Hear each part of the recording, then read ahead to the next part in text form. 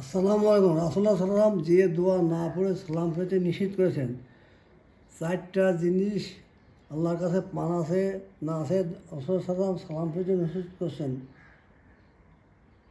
ইউটিউবে বিশিষ্ট ইসলামী চিন্তাবিদ এবং ইউটিউবার মিজানুর রহমান আজহারি ও শায়েখ আহমদুল্লাহর ইউটিউব ভিডিও একই কথা বলছে। এখান থেকেও আমি একটু তথ্য নিয়েছি। পরবর্তী স্ক্যানিং করে এটা আপনাদেরকে দেখাচ্ছি, যাতে আপনারা দেখে পড়তে পারেন। নামাজের দুরূদ ইব্রাহিম ও দোয়া মাসুরার পরে এই দোয়াটা পড়তে হবে। আল্লাহুম্মা ইন্নি, আল্লাহুম্মা, কারণ মিমির গুণ হবে। আল্লাহুম্মা ইন্নি নূরের আল্লাহুম্মা ইন্নি আউযুকা মিনাল আযাবি জাহান্নাম।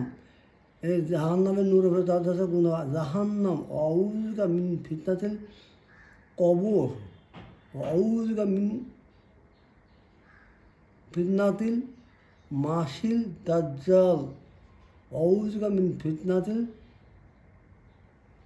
মাহাইয়া ও মামাতি। আল্লাহুম্মা ইন্নী আউযুকা মিনাল মাশাবি ওয়াল মাগারিব। বাংলা চলে গেলে এটা দেখে পড়তে পারেন যারা আরবি না জানেন। আল্লাহুম্মা ইন্নী আউযুকা মিন আযাবি জাহান্নাম ওয়া আউযুকা মিন আযাবি কবর ওয়া আউযুকা মিন ফিতনাতিল মাসিল দাজ্জাল ওয়া আউযুকা মিন ফিতনাতিল মাহাইয়া ওয়া মামাত। আল্লাহুম্মা ইন্নী আউযুকা মিনাল মাশাবি ওয়াল মাগারিব।